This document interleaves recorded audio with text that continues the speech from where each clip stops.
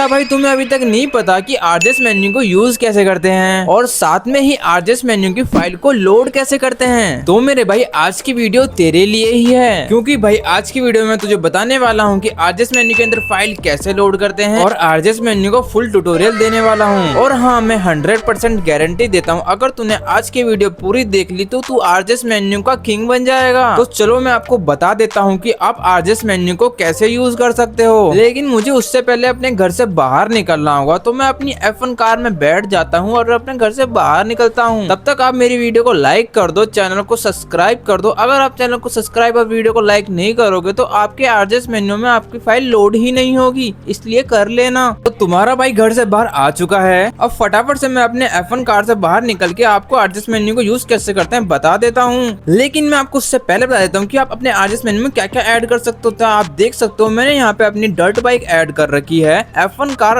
Add कर रखी है और साथ में ही जस्टिस बाइक और हावर बाइक और साथ में ही कमला का चीट कोड भी ऐड कर रखा है। और आप देख सकते हो हमने कमला का चीट कोड भी ऐड कर रखा है। भाई साहब, आप इतनी चीजें अपने आरजेएस मेन्यू में ऐड कर सकते हो।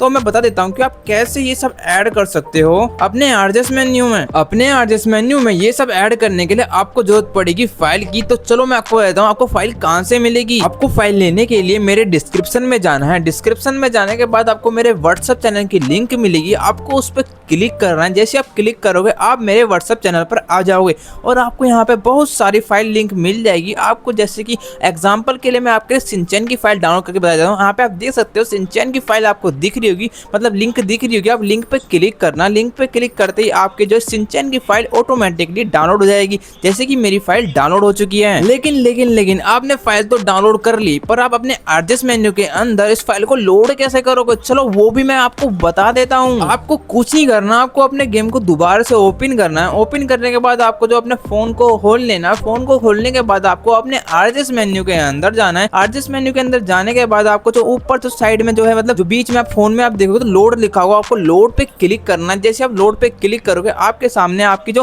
फाइल आपने डाउनलोड करी थी आपके फोल्डर के अंदर सेव हो गई होगी। और आप देख सकते हो यहाँ पे नीचे शिनचैन की फाइल लिखी है, जीबीएल फाइल लिखी है, आपको उस पर क्लिक कर देना है। जैसे आप क्लिक करोगे तो फाइनली गाइस आपके गेम के अंदर ऐड हो जाएगा शिनचैन का कैरेक्टर और मतलब आपका शिनचैन आपके गेम के अंदर आ जाएगा। ऐसे ही आप अपने गेम में सारी फाइल को ऐड कर सकते हो और कोई भी फाइल को अपने गेम के अंदर ऐड करके उसके साथ मजे कर सकते हो। तो आज की वीडियो में मैंने आपको फाइल को कैसे लोड करते हैं अपने आरजेएस मेन्यू के अंदर और आपको मैंने आरजेएस मेन्यू का फुल ट्यूटोरियल दे दिया है। तो आपको आज की वीडियो थोड़ी सी भी अच्छी लगी तो वीडियो को लाइक कर देना, चैनल को सब्सक्राइब कर देना और मिलते हैं नेक्स्ट वीडियो में। Thank you for watching.